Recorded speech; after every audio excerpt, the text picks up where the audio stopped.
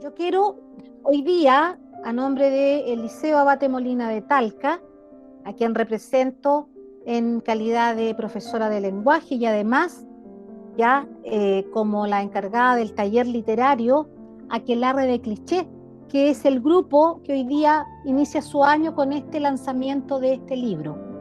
Quiero contarles que don Osvaldo Luis Valenzuela Berríos, ¿ya?, el autor del libro, es de profesión abogado, pero además, y quiero rescatar esto que es muy lindo, en su corazón él lleva algo muy interesante y muy lindo que yo también lo llevo, y es su vocación de profesor. Y hoy día él nos entrega uno de varios libros, yo ya he participado en varios libros, este libro que es, para mi gusto, es para cada talquino, para cada persona que ha vivido en esta tierra, es de mucha curiosidad. Talca, París y Londres. Ahora sí, chicos, dejo con ustedes a don Osvaldo Valenzuela para que nos cuente sobre su libro que está en este minuto haciendo el lanzamiento. Bueno, decía que la novedad de este libro, que se refiere al mito de Talca, París y Londres, tiene que ver con el enfoque, es decir, la mirada con que se examina esta frase. ¿Sí? Generalmente el mito de Talca, París y Londres ha sido examinado desde un punto de vista económico. ¿Qué significa esto? Desde los hechos y estructuras económicas del pasado. Por ejemplo, como en Talca había una clase alta que en base a su actividad agrícola había prosperado y podía emular el estilo de vida que existía en las grandes ciudades como en París y en Londres. Esa sería una explicación desde el punto de vista económico. Desde un punto de vista social, se ha tratado de explicar, por ejemplo, que esta frase existe porque en Talca había muchos ingleses y muchos franceses, entonces eso de alguna manera justifica la existencia de esta frase. Que había un comerciante francés que tenía una tienda que ofrecía artículos de Francia, traídos directamente de Francia. Todos estos enfoques económicos y sociales se utilizaron para explicar de alguna manera de dónde sale esta frase. Pero eso no significa que esta frase deje de ser un mito. Un mito es una historia imaginaria. Es una historia imaginaria que agranda las cualidades de una persona o de una cosa. ¿Por qué la frase de Talca, París y Londres es un mito? Porque coloca a Talca, una ciudad pequeña, agrícola, atrasada, de un país subdesarrollado, como lo era Chile en el siglo XIX y lo sigue siendo hoy día, lo coloca a la altura de las capitales más glamorosas, más desarrolladas culturalmente, que en aquel tiempo eran París y Londres. Por eso decimos que es un mito. Entonces, queda pendiente la tarea de explicar entonces de dónde sale esta frase. Si esta frase es imaginaria, es una exageración, es una hipérbole. ¿Cómo surge esta frase? ¿De dónde viene? ¿Por qué se mantiene? ¿Por qué se sostiene? Más allá de que en Talca haya habido gente que vivía al estilo de París. Y entonces ese es el enfoque. A partir de esta pregunta es que yo propongo un enfoque distinto al económico y social para explicar el origen de este eslogan. Y el enfoque que yo propongo es el llamado enfoque de las mentalidades. Las mentalidades es una escuela historiográfica fundada por un miembro de la Escuela de los Anales en Francia, que se llamó Jacques Le Goff, pero también es un enfoque bastante polémico. ¿Por qué es polémico? Porque ni siquiera su fundador supo explicar de qué se trataba este enfoque. ni siquiera no fue capaz de explicar con claridad qué son las mentalidades. Dijo, por ejemplo, dio algunas pistas, sin embargo, dijo, por ejemplo, que la mentalidad era aquello que comparte Napoleón con el más humilde de sus soldados, o Cristóbal Colón con el último de sus marineros. Aquí en Chile también hubo esfuerzos por tratar de entender este enfoque. Y Rolando Mellafe, que es un destacado historiador chileno, y Lorena Loyola, afirmaron que las mentalidades tienden un puente entre la historia como ciencia y las demás expresiones de las ciencias humanas, y la vincula con la filosofía. Ahora, este punto es interesante, porque dice que ellos dicen, estos historiadores chilenos, que las mentalidades construyen un puente, tienden un puente entre la ciencia como historia y las demás ciencias humanas. Y aquí se ve claramente, por ejemplo, la influencia en la historia, en la historiografía del positivismo. El positivismo es una creencia que existe hace muchos años, que dice que el único conocimiento verdadero, lo único que se puede afirmar con certeza, es lo que se conoce a través del método científico. Que lo único verdadero es el conocimiento científico. Lo que no ha sido demostrado científicamente con el método científico no es verdadero. Y esta creencia se extendió durante el siglo XIX, por supuesto, a las ciencias de la naturaleza, a la biología, a la química, a la física, y fue tanta su difusión que también la historia los historiadores quisieron ser científicos, quisieron decir, nuestra ciencia también es verdadera, nuestros conocimientos son verdaderos, así que nosotros también somos científicos. Y de alguna manera la historiografía se fue alejando de la filosofía, fue centrándose en lo podríamos decir, en lo cuantitativo, en lo que se puede observar a simple vista. Por eso es que este mito, por ejemplo, de Talca, París y Londres, se explica básicamente desde lo que se puede visualizar, de lo que se puede observar. Habla, por ejemplo, de las personas de nacionalidad francesa, tal vez puede dar algunas cifras, cuántos franceses habían. Desde el punto de vista económico también puede dar cifras, puede hablar de lo que se producía, pero aún así deja pendiente una explicación satisfactoria de por qué existe este mito. Entonces, las mentalidades, considerando estas pistas que nos dan los historiadores, las podemos definir, o yo las puedo definir, como los productos de la mente. Productos de la mente, que también podemos llamar espíritu, conciencia o alma, productos que subyacen a los hechos políticos, económicos y sociales. O sea, debajo de esta frase, que tiene una explicación económica y social, hay un producto de la mente, hay un producto de la imaginación o del alma, podemos llamarla así, que explica por qué surge esta frase. Bueno, voy a dejar hasta ahí la explicación de lo que son las mentalidades. Voy a hablar un poco, para irme adentrando en el tema, del libro propiamente tal, cómo está más o menos estructurado.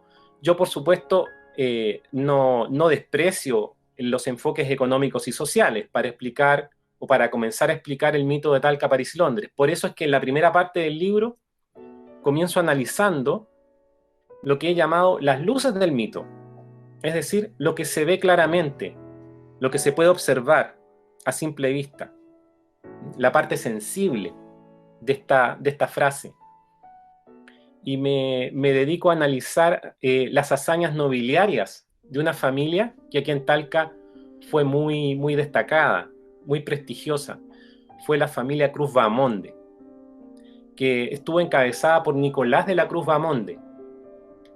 Nicolás de la Cruz Bahamonde viajó a fines del siglo XVIII hasta Europa, hasta la ciudad de Cádiz, que era la capital comercial del mundo en ese tiempo, y ahí estableció un negocio de compra y venta de productos. Importaba productos desde Chile y desde Argentina, también desde Perú, y los vendía en Europa. Y luego también exportaba productos desde Europa hacia América. Y producto de este comercio, este señor llegó a tener mucho prestigio, a ser muy rico, demasiado rico. Tanto así que llegó a ser alcalde de Cádiz. También obtuvo el título de conde. Y fue amigo de destacados personajes. Tuvo una colección de pinturas. Y compró también una colección de pinturas de Leonardo da Vinci, de Rembrandt, de Caravaggio. Y fue tanto el prestigio también que tuvo como noble, que compró el título de ciudad a la ciudad de Talca. Talca era una villa, era un pueblito bastante chico, y él le compró el título de ciudad, y también le compró el título de muy noble, muy leal, de muy noble y muy leal al rey de España. Entonces, esta historia, la historia de Nicolás de la Cruz Bamonde, del conde de Maule, fue de alguna manera una parte visible de este mito. ¿Por qué Talca era una ciudad diferente? ¿Por qué Talca podía estar emparentada con París y Londres? Porque este señor fue un aristócrata muy destacado, como ningún otro aristócrata en Chile. Él fue también apoderado de Bernardo Higgins cuando él estudió allá en Europa, era amigo de Ambrosio Higgins, se codeaba con las autoridades y con los príncipes y con el rey de España también. Entonces, los talquinos quedaron con esta idea de que la aristocracia talquina no era cualquier aristocracia, era una aristocracia bastante destacada. O sea que algo había en esta frase de Talca, París y Londres. Bueno, y a continuación examino lo que llamaría las sombras del mito, es decir, lo que no se ve. ¿Qué hay debajo de esta comparación grandilocuente, de esta, como les decía, esta hipérbole que pone a Talca a la altura de París y Londres? ¿Por qué la aristocracia de alguna manera se sentía identificada? Y aquí justamente esta es la parte tal vez más interesante del libro, porque ciertamente había en la aristocracia talquina un deseo de imitar el estilo francés, la vestimenta, los accesorios, las conductas de la nobleza francesa, de la alta sociedad francesa, los mobiliarios. Todavía yo he ido a casas antiguas en Talca que tienen estatuas de Juana de Arco, esculturas de todo tipo que nos recuerdan a Francia, a París. Además que había algún tipo de comunicación con estas ciudades. La gente de la alta sociedad viajaba con cierta frecuencia a Francia. Incluso el hijo de una talquina, Florencio Blanco Gana, por ejemplo, estuvo viviendo en París y se casó con una princesa rusa, con la princesa Trubetskoy. Entonces, había cosas aquí que ligaban a Talca con esta sociedad francesa, y Talca trataba de imitar a los franceses. Y esta es la parte, como digo, es la parte interesante, porque desde el punto de vista de las mentalidades, ¿cómo se explica este afán de imitación? ¿Por qué querían imitarlo? Y esto se aplica no solamente a la sociedad talquina del siglo XIX, también se puede aplicar a la sociedad actual. ¿Por qué consciente o inconscientemente tratamos de imitar conductas, modas que no son nuestras? Y que pertenecen a un mundo probablemente bastante lejano a nuestra realidad cultural. Esto se puede explicar de alguna manera en que, sin saberlo, la élite talquina trataba de ser otra, quería ser otra.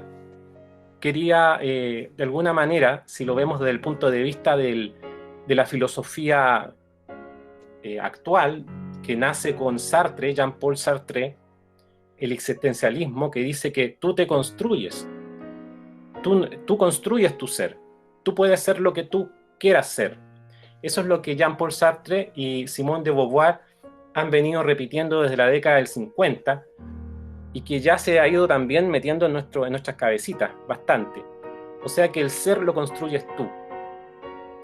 Y de alguna manera, sin conocer a Sartre ni a Beauvoir, esta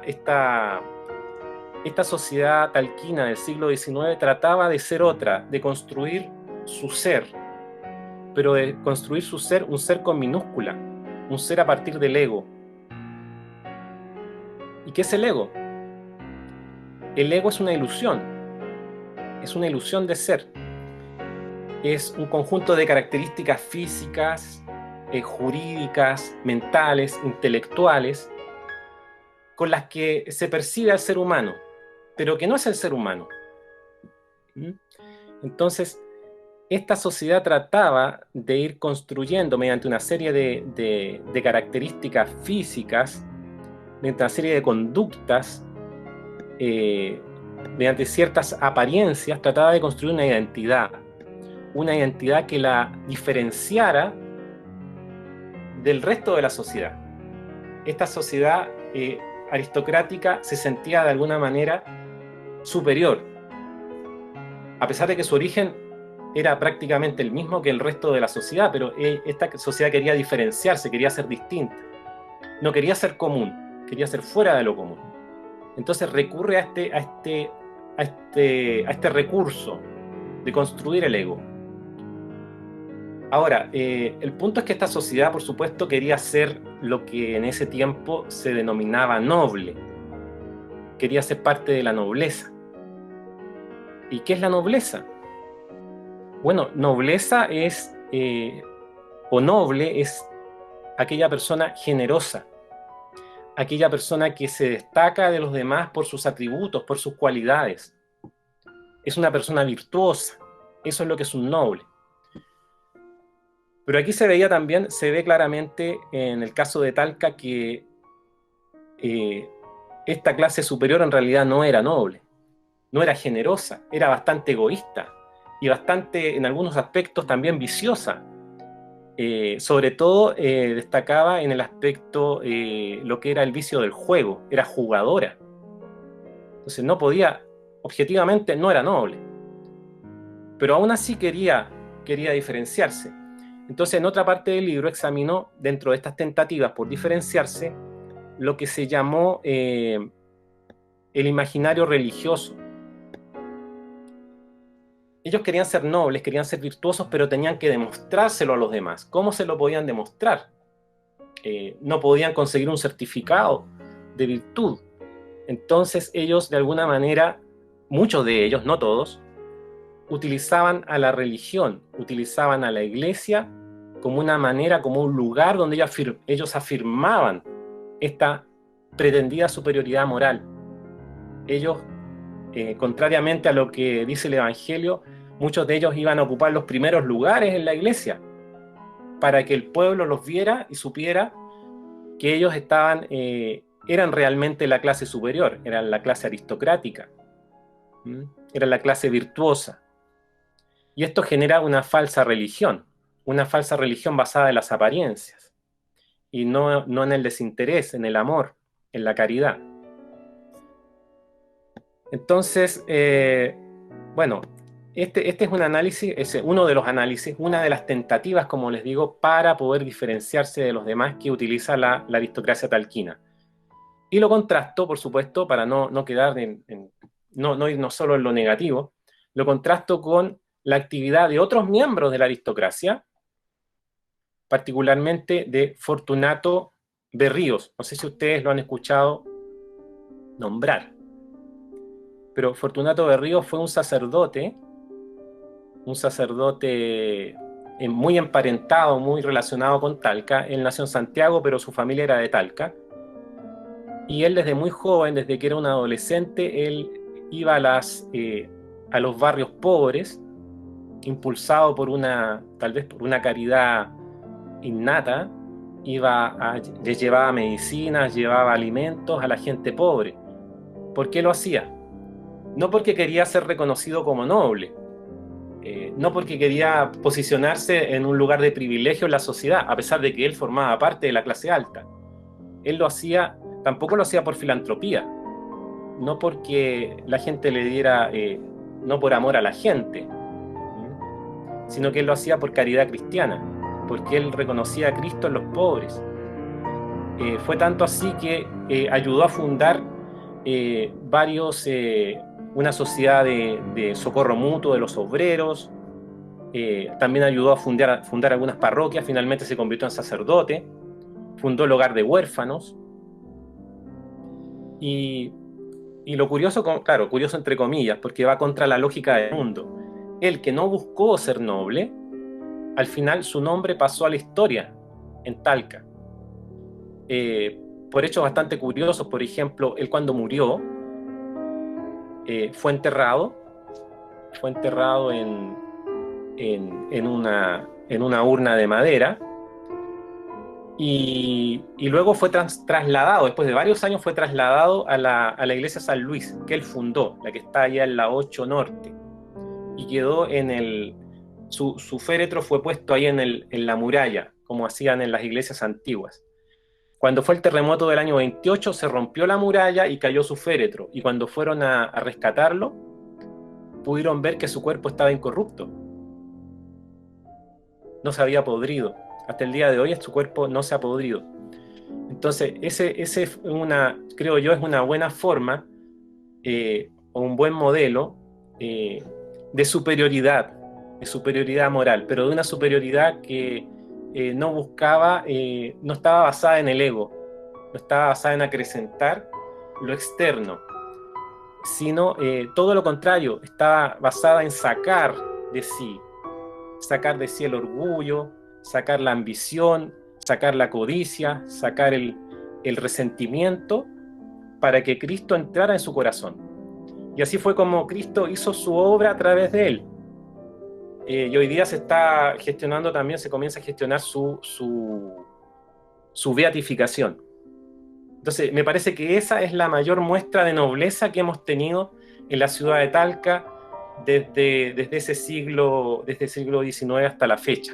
Yo creo que es un buen corolario también de este libro, que todavía no sale en la imprenta, me lo están prometiendo, pero espero que ya al terminar el mes de abril podamos tenerlo. Voy a dejar unos ejemplares en la UTP del liceo para los que deseen tener una copia.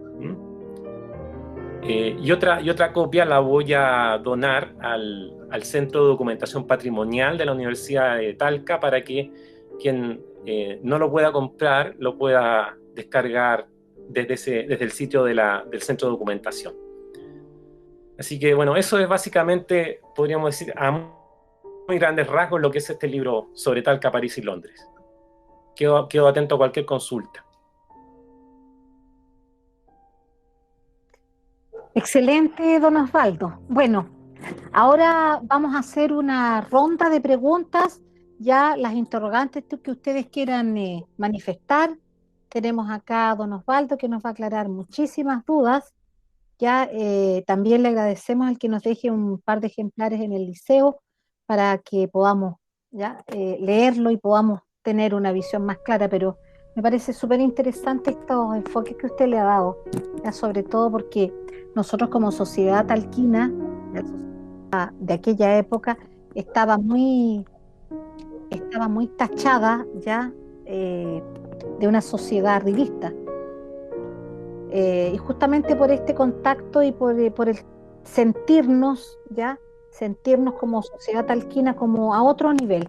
Y era justamente por lo que don Osvaldo decía, esto de tener contacto directo. Aquí en Talca existía una sombrerería, ya que vendía todos sus productos que eran directos de Francia, entonces la gente con un estatus social alto, y aquí hay una muestra, yo quiero compartir esto porque creo que es la muestra viva de lo que era Talca en esa época.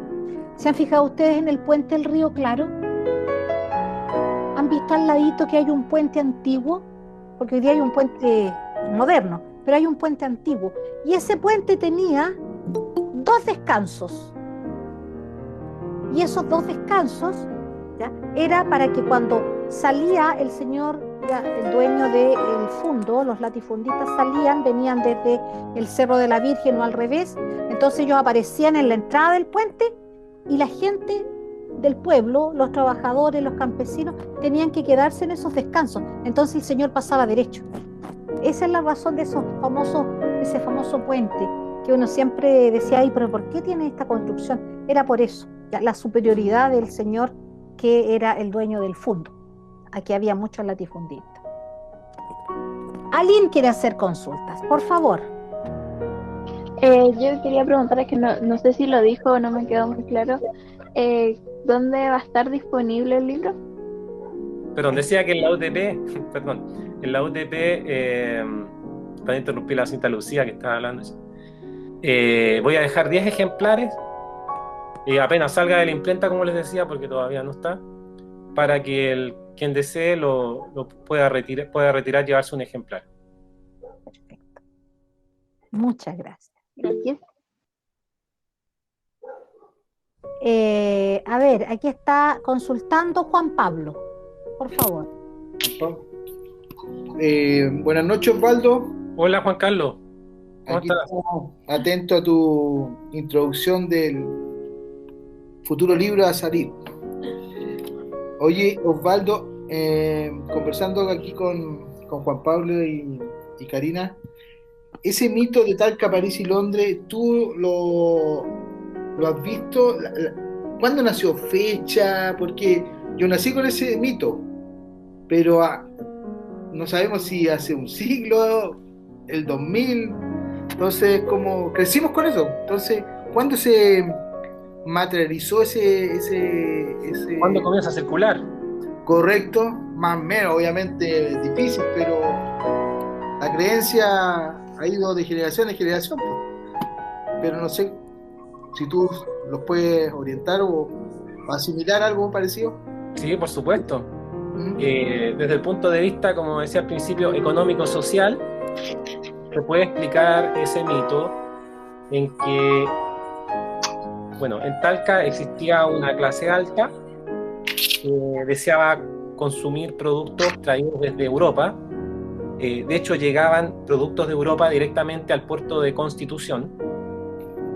Y bueno, no sabemos durante cuánto tiempo estuvo se estuvo brindando se estuvieron vendiendo estos bienes, o desde cuándo. Lo que sí se sabe es que en el año 1875 llegó el ferrocarril a Talca. Entonces Talca quedó comunicada, podemos decir, directamente con Santiago. Entonces cuando un viajero quería ir al sur, necesariamente tenía que detenerse en Talca porque hasta ahí llegaba el tren.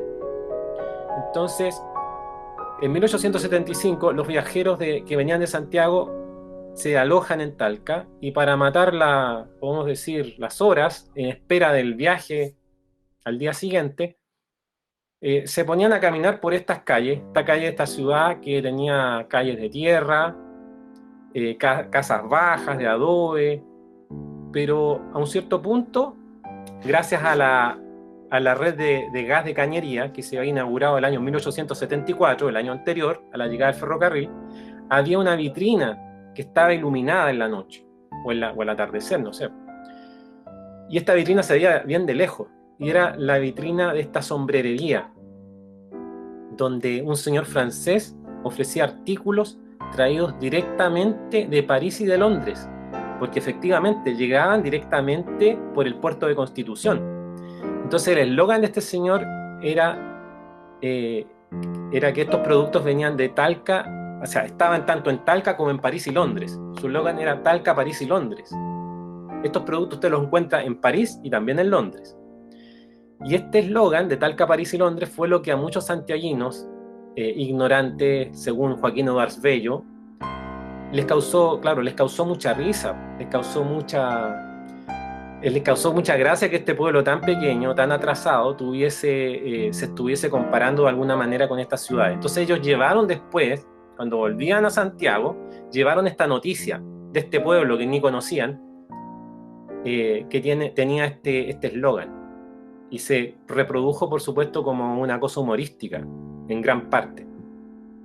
Aparte de que Talca también tenía fama, esa otra cosa, una cosa humorística también, una cosa como de sorna y de burla, de un poco de encono con Talca, porque Talca tenía fama de ser una ciudad realista.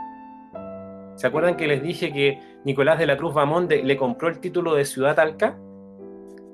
Y también le compró el título de muy noble y muy leal. Muy noble y muy leal, ¿con quién? Con el rey de España. Entonces, para la guerra de independencia, Talca fue una ciudad realista. Ellos habían asumido ese juramento porque el hermano de Nicolás de la Cruz, que era caballero de la orden de Carlos III, él también había hecho un juramento. Él había hecho un juramento de no emplearse jamás, había jurado por Dios, no emplearse jamás contra el rey o contra sus estados. Entonces, cuando llega el momento de la independencia o de la guerra de la independencia, Talca estaba con el rey. Entonces, aparte de ser una ciudad chica, atrasada y realista, entonces de alguna manera, ese eslogan es un buen motivo de alguna manera para que algunos se burlen de Talca.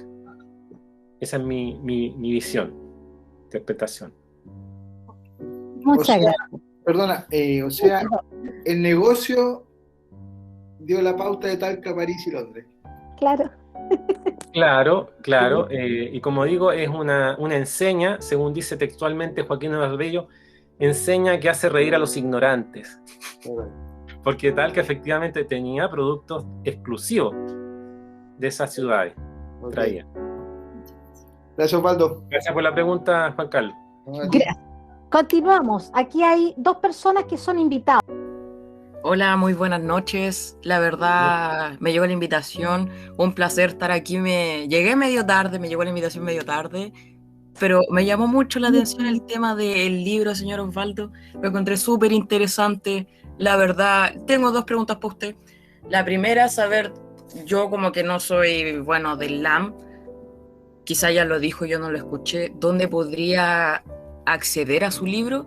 Y lo otro, algo que me llamó mucho la atención, que me han dicho desde chico, de que a Talca le decían Talca, París y Londres, porque como todos ponían la bosca, supuestamente parecía como Europa en invierno, y yo me creí eso toda la vida. Y yo les pregunto, ¿eso tiene algo de realismo? ¿O es simplemente algo que existió entre gente misma de Talca y nosotros todos como nos contaron de chicos lo creímos? Ya. Con respecto a la primera pregunta, bueno, quiero recalcar que voy a dejar en la UTP del liceo 10 ejemplares del libro, apenas salga de la imprenta. ¿Y yo como persona que no es del liceo puedo acceder a él también así? Bueno, si va con el deseo de tener el libro y se presenta ahí en la UTP, no veo el problema. Ahí va a depender de qué dirá qué dice el liceo. Me imagino que no habrá problema. Y con respecto al otro, el origen, claro, de esa frase, Talca parece Londres, yo lo tuve como título tentativo del libro hace ya 4 años atrás, 5 años atrás, pero no tengo mayores datos sobre quién habría dicho eso, porque también se dice que un inglés habría dicho eso, pero no se sabe quién, cuándo ni cómo. Así es que en lo que se refiere a lo económico-social, reitero mi interpretación de la antigua interpretación, lo muy conocida historia de esta tienda. Sin embargo, como digo y reitero, la novedad del libro tiene que ver más bien con el enfoque de mentalidades, es decir, qué pasaba en la mente de estas personas que se convencían de alguna manera de que pertenecían a una cultura diferente, a una sociedad o a una raza distinta, por decirlo de una manera. Yo, de hecho, al comenzar el libro, voy analizando una fotografía de la antigua aristocracia talquina, donde examino esos rostros, veo unos rostros que miran fijamente a la cámara, con un gesto de importancia, con sombreros de copa, señoras con unos sombreros enormes, con un gesto o un mohín de desdén, así como diciendo o tratando de transmitir en una sola mirada penetrante la importancia de su persona. Entonces yo me pregunto, y tiene mucho que ver con el enfoque, ¿qué se habrán imaginado, digo yo? Claro, ¿qué se habrán? Y eso es una frase también que suena, de repente alguien se comporta de una manera que suena hasta un poco, puede sonar hasta ridícula y ofensiva a veces, porque esto del ego, que es algo ilusorio, es una ilusión, también tiene una explicación y los decires populares lo sostienen con mucha sabiduría cuando dicen, por ejemplo, no lo infles mucho, porque el ego es como una hinchazón, es una ilusión que se infla, entonces es complicado. Una persona con mucho ego que se imagina muchas cosas o que se cree muchas cosas también choca, está constantemente chocando con otras, se siente también continuamente ofendida porque a donde entra como que no hubiese espacio para otros egos. Entonces ese, como digo, es básicamente el enfoque que yo quiero rescatar en la explicación de este mito, que en el libro lo desarrollo con más profundidad. Sí, algo que igual le quería hacer énfasis, que le escuché, a pesar de que llegué tarde, que, bueno, se usaba prácticamente el elite todo esto de que era más de acceder a juegos, ¿verdad? Juegos de azar. En esto yo creo que se podría basar mucho en lo que era el club de Talca, este que queda cerca de la Plaza de Armas, porque eran lugares que frecuentaba la elite. Eran lugares para la elite prácticamente. Entonces, bueno, debe tener mucha historia de lo que usted quiere rescatar también, todos estos lugares de que quedaron inmortalizados también en nuestra ciudad, porque Talca está completamente renovado en términos de ciudad futurista, pero hay muchos lugares así que siguen intactos. Sí, sí, ahí en el Club Talca se dieron episodios bastante dramáticos en relación con el vicio del juego. O sea, se trataba, como decía, una sociedad que quería parecer virtuosa, pero que tenía este defecto, este vicio tan arraigado. Y fue también el lugar donde se estalla este escándalo que desata el doctor Francisco Ederra con su libro El tapete verde, donde él expone con una historia imaginaria, pero donde muchos se sienten acusados, identificados, se refiere a este vicio que tenía la aristocracia, ¿sí? Y que tenía el Club Talca como uno de sus epicentros, ahí donde las personas se jugaban sus animales, campos, y algunos de forma dramática llegaban a perder prácticamente todos sus bienes. Sí, muchísimas gracias por su respuesta, señor Osvaldo. De nada, hacer. Maximiliano, ahora le vamos a dar la palabra a Maximiliano Villena, que es integrante del taller literario del Liceo Batemolina. Buenas noches. Buenas noches. Bueno, ya me presentó la profesora. Me pareció muy interesante todo. Ahí estaba prestando atención en silencio. Quería saber cuál cree que puede ser el impacto y las proyecciones que tiene con respecto a este libro, sobre todo en un sentido de cómo puede trascender en el contexto actual y sobre todo para los jóvenes talquinos, porque es algo que puede parecer tal vez como muy antiguo, muy de época, pero creo que no, al final no es el qué, sino que es el cómo, y quiero saber cómo, de qué manera podría impactar en un público tan joven como somos nosotros. Gracias. Persona como político, pero gracias por la pregunta, Maximiliano, porque justamente, claro, eso es lo que para mí, eso es lo que yo pretendo con este libro. Lo que yo quiero es que este libro sea significativo. ¿Qué significa, aunque suene redundante, significativo? Que este libro tenga significado. ¿Y cuándo es algo significativo?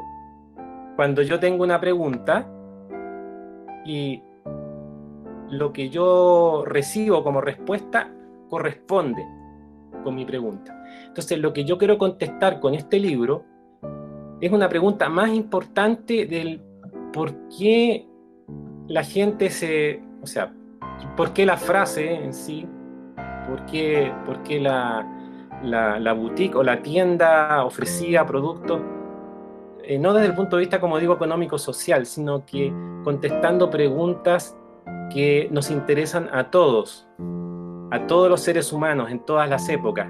Les decía que este enfoque estaba un poquito, de alguna manera, en conflicto. No es que este enfoque tenga conflictos con nadie, sino que en realidad hay otros enfoques que tienen conflictos con las mentalidades, que son el cientificismo. ¿Se acuerdan que les decía que el cientificismo es la creencia de que lo único verdadero es lo que se puede probar con el método científico? Bueno, si nosotros pensáramos así, si fuéramos cientificistas, realmente viviríamos con muchas interrogantes, tal vez convencidos de que la ciencia puede contestarlo todo, y en realidad viviríamos de una manera bastante limitada. Las respuestas que el ser humano requiere van más allá de la ciencia experimental, que explican básicamente el qué, el cómo. Lo que yo quiero de alguna manera esbozar y lo que quiero generar es una reflexión, un cuestionamiento referente al para qué. Al para qué ciertas tentativas, ciertos esfuerzos, ciertos sacrificios que hacemos, que se hicieron los aristócratas hace 200 años y que hoy día seguimos haciendo para, de alguna manera, emular, para poder ser otros, para poder parecernos a personas o a modelos que de alguna manera van a llenar una necesidad nuestra, una necesidad humana. O sea, quiero ir a lo que Luigi Giussani denomina las exigencias fundamentales del ser humano. O sea, hay exigencias en el ser humano que no las puede explicar la ciencia experimental, porque están fuera de su alcance. La ciencia experimental no la desprecio desde luego, porque en la ciencia experimental se pueden descubrir muchas maravillas, pero no es suficiente para contestar ciertas preguntas. En el ser humano hay, y lo digo, digamos, lo planteo en este libro, hay exigencias como la verdad. Todos queremos la verdad. Que yo sepa, no hay nadie que quiera que le mientan o que lo engañen. Todos queremos justicia, queremos libertad, que son también temas tópicos que aparecen hoy día con mucha actualidad. Hay gente que se moviliza y reclama libertad, justicia. Entonces, eso es lo que quiero plantear en este libro. Y quiero también deseo que nos cuestionemos de qué manera podemos satisfacer estas necesidades fundamentales. La imitación, la construcción del ego, como se hacía hace 200 años y como hoy día más que nunca se hace, el egocentrismo, ¿satisface realmente las exigencias fundamentales del ser humano? Las preguntas más profundas del ser humano. ¿Somos conscientes de estas preguntas, de estas exigencias? Entonces, eso es lo que quiero plantear, y quiero proponer una vez más como una alternativa, como una propuesta, la que nos ofrece algo que está bastante desprestigiado. De hecho, el poder dominante lo quiere desprestigiar, a veces con razón o sin razón, ¿y qué es la propuesta cristiana? ¿De qué manera la propuesta cristiana nos puede conducir, nos puede orientar a la satisfacción de estas necesidades fundamentales? Que no están en tener, no están en poseer, no están en acumular sobre sí para construir un yo, sino al contrario, que están para sacar de sí, para que sacando de sí esta belleza, como decía San Agustín, esta belleza, aquí la tengo anotado, esta belleza, esta hermosura tan antigua y tan nueva pueda vivir en nuestro corazón y satisfacer esas necesidades fundamentales. No sé si estoy demasiado metafísico, pero esa es básicamente la propuesta de este libro. Muchas gracias, don Osvaldo. Y para terminar, le vamos a dar la palabra a Benjamín Méndez, también estudiante del Liceo Abate Molina, integrante del taller literario Aquelarre de Cliché. Por favor, Benjamín. Hola, hola, gracias, profe. Hola, don Osvaldo. Hola también a todos los presentes. Bueno, tenía dos preguntas. La primera es más cortita, quise llegar al tiro de esa, con respecto a los libros que quedaría en UTP. ¿Estos serían para quedar en biblioteca, o no? Para que la gente los pueda recibir y después de un tiempo devolverlos a la biblioteca. ¿O serían como regalo al lector que lo quiera recibir solamente? Sí, no, como regalo, porque se supone que la biblioteca va a recibir un ejemplar, la municipalidad va a recibir 90 ejemplares del libro y cada establecimiento va a recibir un ejemplar para que quede en la biblioteca.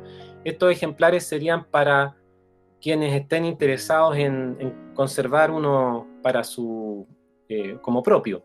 ¿Mm? Ah, ya, gracias. Esos son los que se pelean entonces. Sí, no sé, ahí habrá que estar atento ahí cuando aparezcan los ejemplares, como digo, porque me han prometido muchas cosas en la imprenta, pero todavía no hay humo blanco. Ah, ya, vale.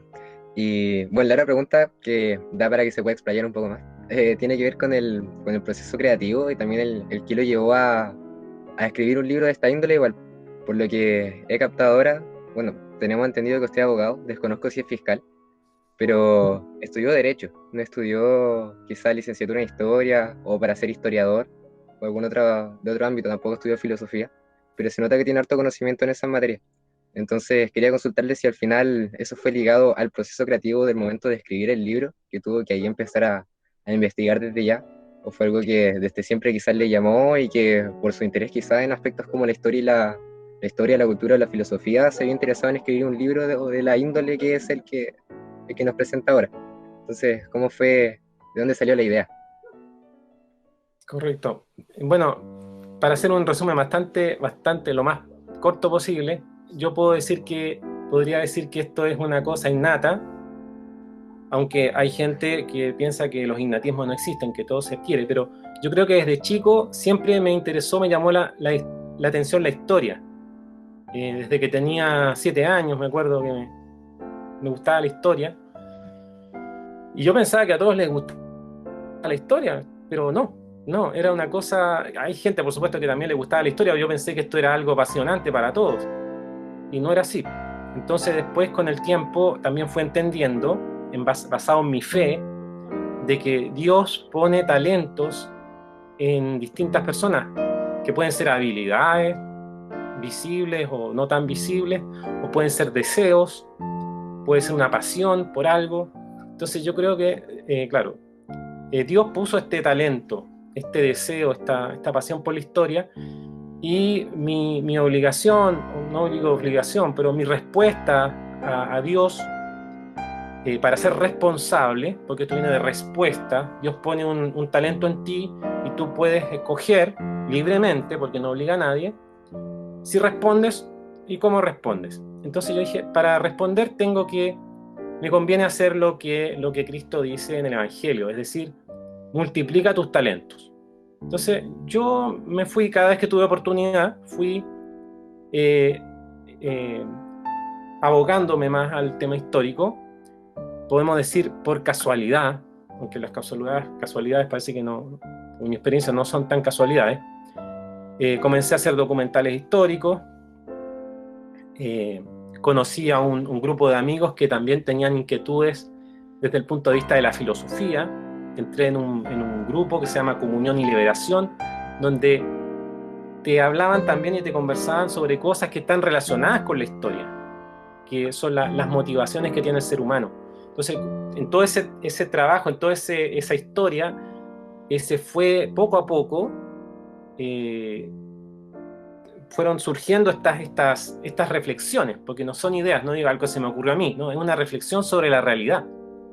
Después se dio la posibilidad de hacer un magíster, y como salida del magíster, una tesis, que yo, para hacer esa tesis, escogí el tema justamente de Talca, París y Londres, explicado desde un punto de vista humanista, de humanismo cristiano, de un punto de vista, podemos decir, espiritual. Y ese entonces es, podemos decir, el proceso de este libro. No sé si eso es más o menos claro, Benjamín. Sí, se entiende, don Osvaldo. Muchas gracias. De nada. Bueno, don Osvaldo, estamos aquí muy entusiasmados, pero ya, si no hay más preguntas, dejaríamos hasta acá este lanzamiento del libro y la ronda de preguntas. Yo quiero agradecerle a todos los presentes. Oh, Teresita está levantando su manito. Ya, le voy a dar la palabra a Teresita y de ahí... Sí, perdón, disculpen, buenas tardes a todos. Profesora, don Osvaldo. Mi pregunta es más como acerca a usted, ya que me gustaría saber usted cómo se siente de haber llegado a este punto de ya casi poder publicar su libro, ya que falta muy poco para poder completarlo y poder publicarlo. Yo en lo personal le veo mucho futuro a su libro, ya que siento que rompería mucho con la creencia que todos teníamos de generación en generación de Talca, París y Londres. Al menos a mi familia aquí le pasó, a mi tata también, todos creíamos en ese mito. Pero yo en lo personal creo que su libro va a ser todo un éxito. Yo al menos aquí lo voy a estar esperando con ansias cuando todo sea presencial y poder buscar y leer uno. Pero me gustaría que respondiera a mi pregunta de cómo se siente usted acerca de este tan maravilloso libro que se va a publicar pronto. Gracias, Teresita. Me siento agradecido porque realmente, para ser bien honesto, creo que esto ha sido una inspiración que no depende únicamente de mí. No ha dependido únicamente de mí. Hasta me ha sorprendido el resultado, cómo se han ido de alguna manera conectando las ideas, las reflexiones que durante largos años he ido haciendo sobre todo sobre los afanes de nosotros como seres humanos por encontrar ese algo que satisfaga esta necesidad que a veces nosotros mismos tenemos clara cuál es, y que el poder dominante tiende a confundirnos. Entonces yo lo que siento básicamente es gratitud con Dios para poder transmitir el producto de estas reflexiones y poder generar también una reflexión y poner una propuesta, o el principio de una propuesta dentro de este libro, para tantos jóvenes que yo los veo están desorientados, están tristes, que están de alguna manera necesitan una luz significativa, no estas luces de los escenarios, de la fama, del éxito profesional, que se ven muy bonitas de lejos, se ven como promesas de satisfacción, pero que al final no llenan el espíritu, que dan demasiado poco y cobran demasiado caro, demasiado tiempo. Y ese es básicamente el sentimiento que tengo respecto a este libro, Teresita. Muchas gracias. De nada. Don Osvaldo, a nombre del Liceo Batemolina, de los alumnos del Liceo Batemolina, apoderados que están en este minuto también presentes, los estudiantes del taller literario, le damos la más grande de los aplausos, que tal vez no se van a escuchar, ¿ya? O si en una de esas se pueden escuchar, agradecerle el tiempo que nos ha dado, ¿ya? El espacio que nos ha dado y el aclarar, ¿ya? Un tema tan interesante para los talquinos como dilucidar finalmente este gran, ¿ya? Y reconocido mito de Talca, París y Londres. Quiero darle las gracias a Gracias a todos. usted, señora Lucía. Sí, Sí, gracias a usted por su apoyo tan desinteresado, tan amoroso desde tantos años.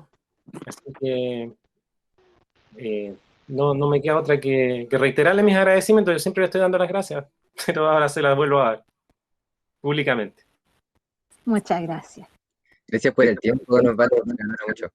Sí. Sí, gracias a ustedes por acompañarnos en esta charla. Esperamos vernos en una próxima oportunidad. Si Dios quiere. Así Que es. estén muy bien. Si Dios quiere, Igualmente ustedes. muy buenas noches. Buenas noches.